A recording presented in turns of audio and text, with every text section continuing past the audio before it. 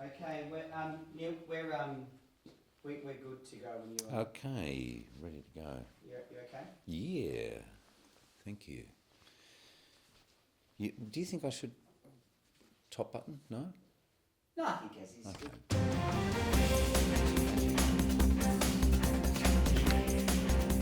Hello and welcome to this episode of Speak Liberal to Me. I'm Neil Piggott and it's great to have your company. Well, I've received a welter of emails this week from candidates all over the country, and interestingly, as we get to the pointy end of this campaign, they all share a common theme, like this one from Scared in South Australia, who writes, Dear Neil, thanks to my family, I was gifted a safe seat just outside Adelaide. At the last election, I enjoyed a 15% buffer. However, with the sudden rise of independent candidates and their behind-the-scenes preference deals, I'm genuinely under threat. I'm not sure what to do. Please help. Independence. It seems everybody thinks they can be a politician. Personally, I wouldn't mind having a crack at brain surgery, but I'm not sure it'd turn out too well. Anyway, for all of you that share Scared's concerns, I suggest a three-pronged attack. First, hunker down. If either the media or an opposing candidate try to draw you into talking about policy, don't. It's not our policy to have policy. Rather than being embroiled in a futile discussion of ideas, it's much better to turn the tables on the opposition. Where are their economic credentials? Do they understand the big, complex issues, the very real problems facing the Australian economy? Or talk about the facts. Labor's big black hole.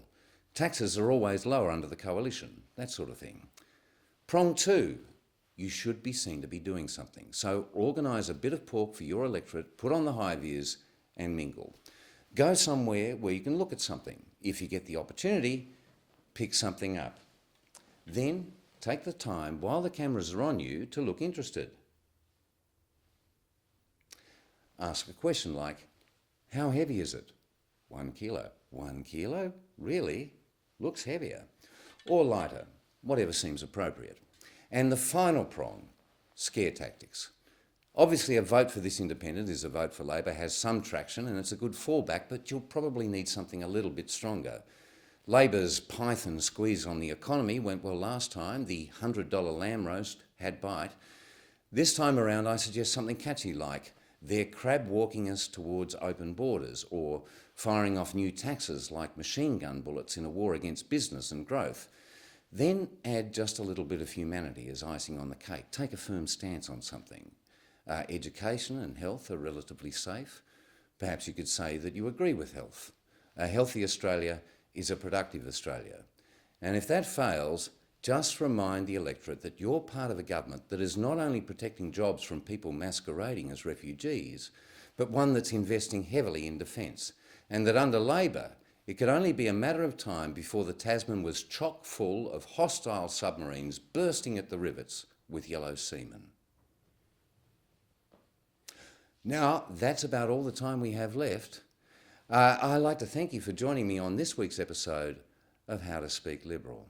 Remember, we're an aspirational party, and I know all Australians think they deserve to live in a Sydney harbourside suburb, but as a wise man once said, if you want to buy a house there, you're going to need a decent job.